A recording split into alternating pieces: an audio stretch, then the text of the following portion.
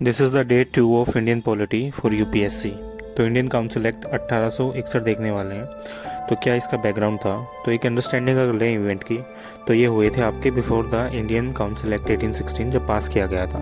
ये capture help करेंगे हमें कैप्चर करने में जो इंटेंशंस थी provision of Indian council act के पास। बैकग्राउंड क्या था? सबसे पहले देखो 1857 का रिवोल्ट हुआ था, और जो रेगुलेटिंग एक्ट था आपका 1773 का, ब्रिटिश पार्लियामेंट ने स्टार्ट किया था कंट्रोल करना ईस्ट इंडिया कंपनी रूल को इंडिया में। और ये कंप्लीट कंट्रोल लिया गया इंडिया का अपने हैंड में, और ब्रिटिश पार्लियामेंट ने इस चीज़ को ओवरहोल किया था, एडमिनिस्ट्रेशन को, लेजिस्लेटिव स्ट्रक्चर को उस केस में, क्योंकि रिवोल्ट हुआ था 1897 का। और जो गवर्नमेंट ऑफ इंडिया एक्ट है 1858 पास किया गया उस केस में। इस एक्ट में जो कॉलोनियल रूल है वो एस्टेब्लिश किया गया, कंपनी की पावर्स को कम किया गया। अब जो कोर्ट ऑफ डायरेक्टर हैं, बोर्ड ऑफ कंट्रोल है, उसके बाद secretary of state, cabinet minister जो होता था लंदन में, देन जो 15 मेंबर्स की एडवाइजरी कमेटी होती थी, ये सारी चीज़ें यहाँ की गई। जो सेक्रेटरी ऑफ स्टेट था वो एजेंट था किसका? सेक्रेटरी ऑफ स्टेट का एजेंट था वाइस रॉय। और जो वाइस रॉय था वो सारे ही फंक्शंस देखता था यहाँ पे। गवर्नर जनरल ऑफ इंडिया है, उसमें एग्जीक्यूटिव आपकी काउंसिल थी जो उसके नीचे काम करती थी। और जो वाइस रॉय है इस केस में, उसको चेंज करके वाइस रॉय कर दिया गया, गवर्नर जनरल को ही एग्जीक्यूटिव काउंसिल्स में आपकी आती है। अब जो प्रायर टू 1861 है, एग्जीक्यूटिव काउंसिल है, वर्क कर रही थी एडवाइजरी बॉडी की तरह। और इसी केस में इंडियन काउंसिल एक्ट में इंट्रोड्यूस किया गया पोर्टफोलियो सिस्टम, जिसमें आपकी जो एग्जीक्यूटिव काउंसिल है उसमें 5 मेंबर होंगे, home, military, law, revenue and finance.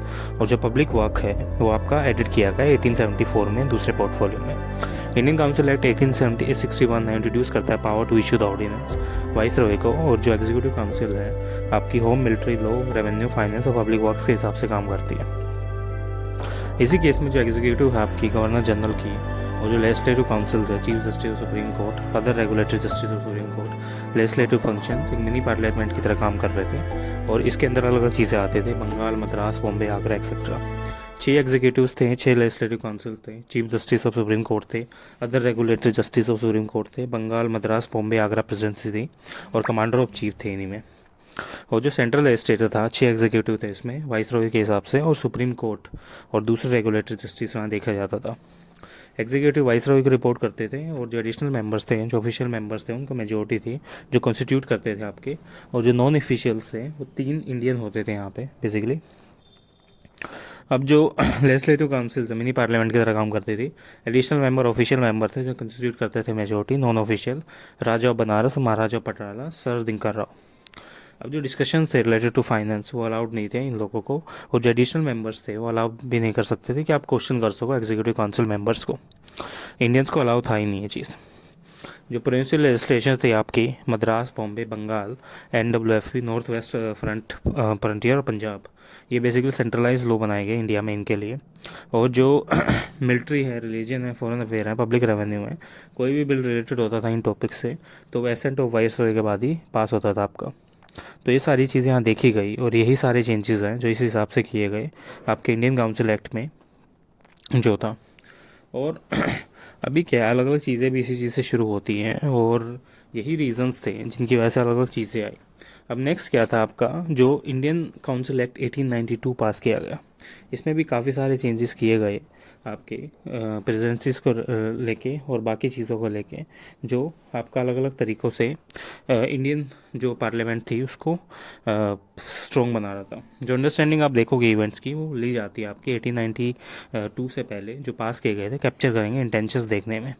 Indian council act 1892 आपका ब्रिटेन और इंडिया में था, और जो सेक्रेटरी ऑफ स्टेट का वाइस रॉय था आपका एजेंट था।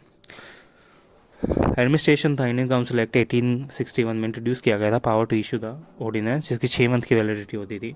और ये सारी चीज़ें थी। अब इंडियन काउंसिल एक्ट 1892 में सेंट्रल लेजिस्लेटिव था, एग्जीक्यूटिव थे, वाइस रॉय थे, और 6 एडिशनल मेंबर थे जिनको 6 से 12 कर दिया गया।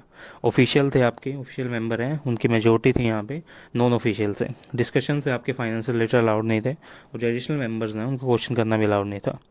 लेकिन बाकी क्या है, उसकी डिमांड पूछी गई, और इसी केस में इंडियन नेशनल कांग्रेस ने बोला कि मैं ज़्यादा डिमांड चाहिए, और INC ने सजेशन दिए कि आप ब्रिटिश अथॉरिटी को इंक्लूड करने के लिए अपकमिंग इंडियन काउंसिल एक्ट को 1892 को।